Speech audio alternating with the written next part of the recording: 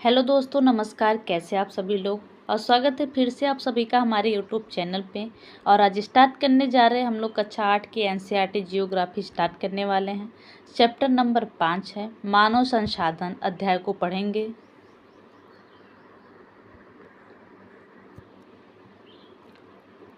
पहला पॉइंट लिखेंगे इसमें, लोग अपनी आवश्यकताओं और योग्यताओं से उसे संसाधन में परिवर्तित कर देते हैं। इस प्रकार मानव संसाधन ही अंतिम संसाधन है। दूसरा पॉइंट लिखेंगे, स्वस्थ, शिक्षित और अभिप्रेरित लोग अपनी आवश्यकताओं के अनुरूप संसाधनों का विकास करते हैं।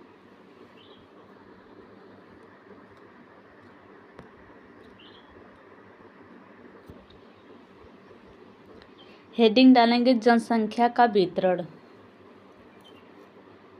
पहला पॉइंट लिखेंगे, भूपृष्ठ पर जिस प्रकार लोग फैले हैं उसे जनसंख्या वितरण का प्रतिरूप कहते हैं। विश्व की जनसंख्या का 90% से अधिक भाग भूपृष्ठ के लगभग 30% भाग पर निवास करता है।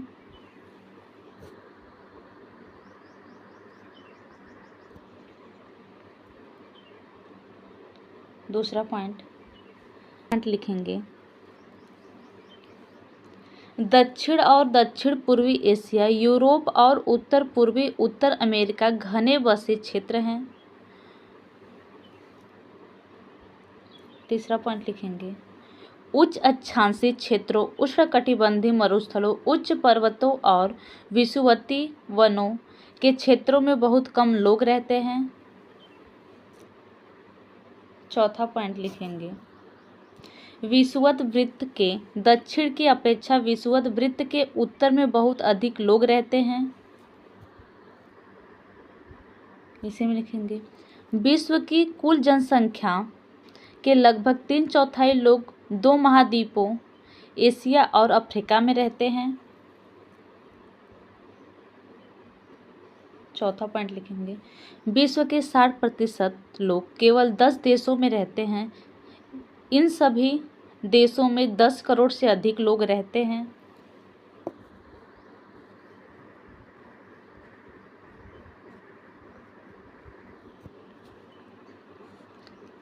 हेडिंग डालेंगे जनसंख्या का घनत्व।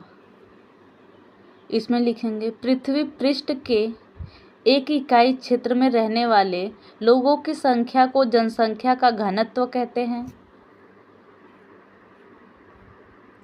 हेडिंग डालेंगे जनसंख्या वितरण को प्रभावित करने वाले कारक। पहला हेडिंग डालेंगे भौगोलिक कारक। इसमें पहला हेडिंग डालेंगे भौगोलिक कारक में स्थलाकृति। इसमें पहला पॉइंट लिखेंगे, लोग सदैव पर्वतों और पठारों की तुलना में मैदानी भागों में ही रहना पसंद करते हैं। दूसरा पॉइंट लिखेंगे, गंगा के मैदान विश्व के सबसे अधिक घने बसे क्षेत्र हैं, जबकि एंडीज, आल्प्स और हिमालय जैसे पर्वत विरल बसे हुए हैं।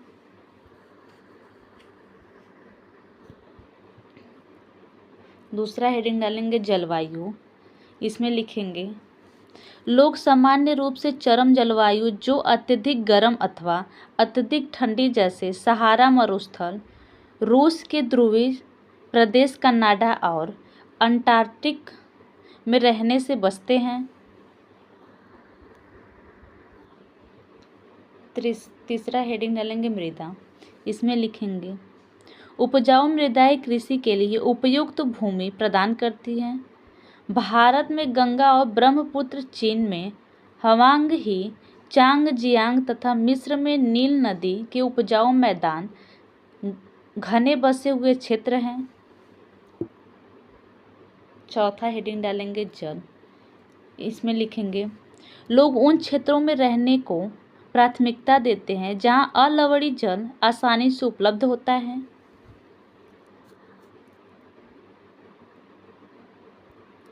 पांचवा हेडिंग डालेंगे खनिज। खनिज निक्षेपों वाले क्षेत्र अधिक बसे हुए हैं।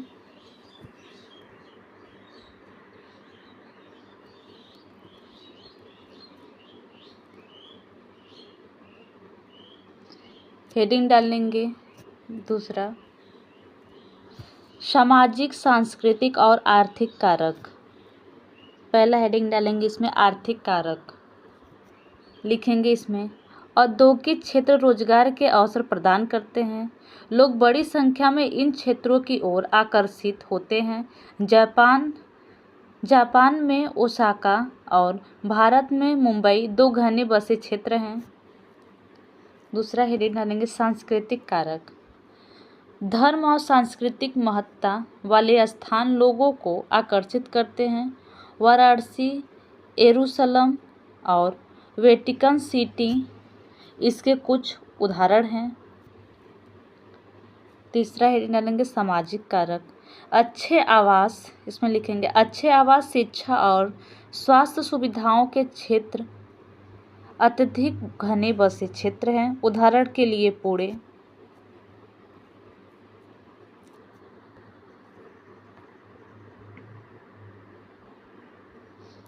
हेडिंग डालेंगे जनसंख्या परिवर्तन।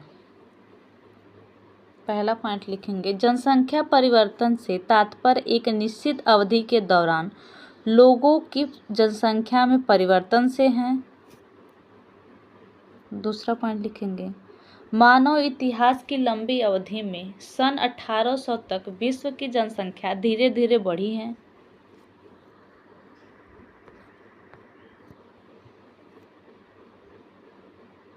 तीसरा पॉइंट, सन 1804 में विश्व की जनसंख्या 1 अरब हो गई थी।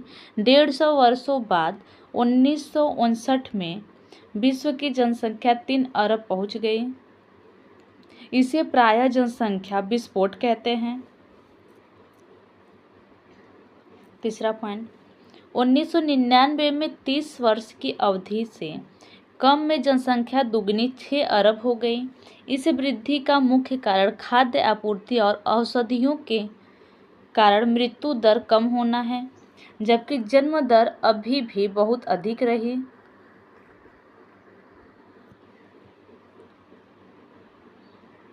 चौथा पॉइंट लिखेंगे जन्म दर अर्थात प्रति 1000 व्यक्तियों पर जीवित जन्मों की संख्या में मापा जाता है।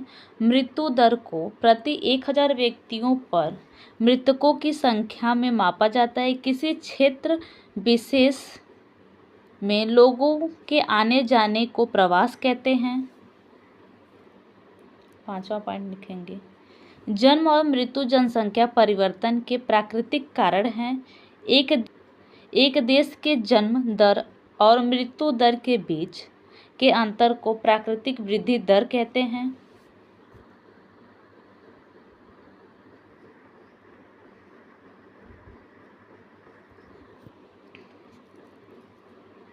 छठवां पॉइंट लिखेंगे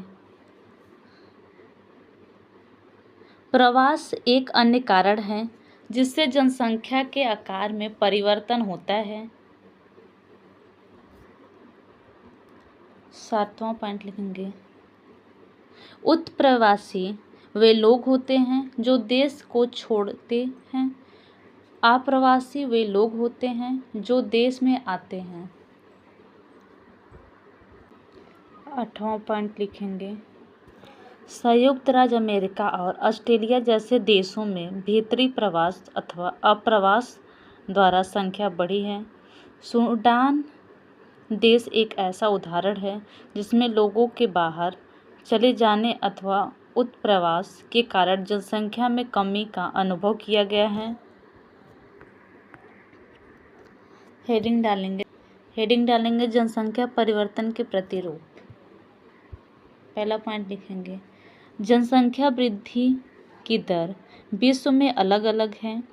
कुछ देशों में जैसे केन्या में जनसंख्या वृद्धि दर ऊंची है। दूसरा पॉइंट लिखेंगे अन्य देशों में जैसे यूनाइटेड किंगडम में निम्न जन्म दर और मृत्यु दर के कारण जनसंख्या वृद्धि की दर मंद है।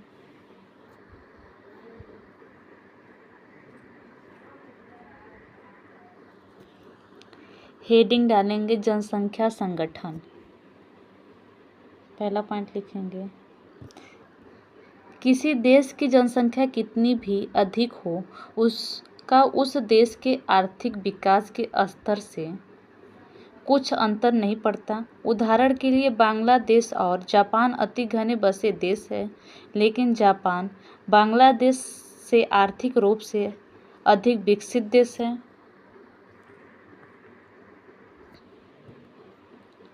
दूसरा पॉइंट लिखेंगे, संगठन जनसंख्या की संरचना को दर्शाता है। उसी में लिखेंगे, यह जानने में सहायता करता है कि कितने पुरुष हैं और कितनी स्त्रियां हैं, वे किस आयु वर्ग के हैं, कितने शिक्षित हैं और वे किस प्रकार के व्यवसाय में लगे हैं। तीसरा पॉइंट लिखेंगे, एक देश के जनसंख्या संगठन का अध्ययन करने की एक रुचिकर विधि जनसंख्या पिरामिड है, जिसे आयु लिंग पिरामिड कहते हैं।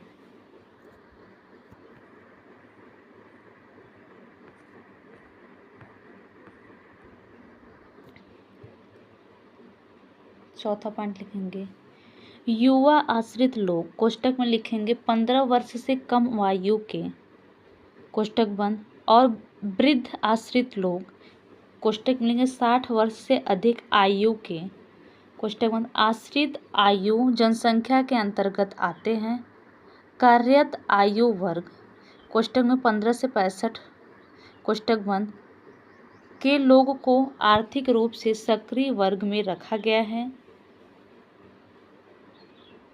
पांचवा पॉइंट लिखेंगे, एक देश का जनसंख्या पिरामिड जिसमें जन्म दर और मृत्यु दर दोनों ही ऊंचे हैं।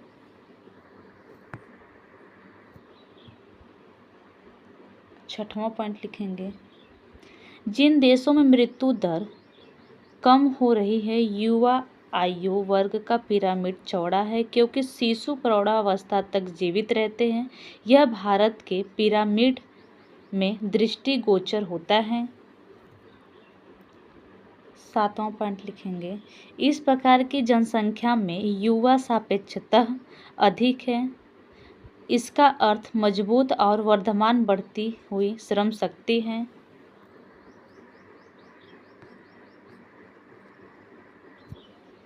ये चैप्टर समाप्त होता है। आई होप आप सभी को ये चैप्टर समझ में आया होगा और इस चैप्टर को लाइक शेयर करना ना भूलें।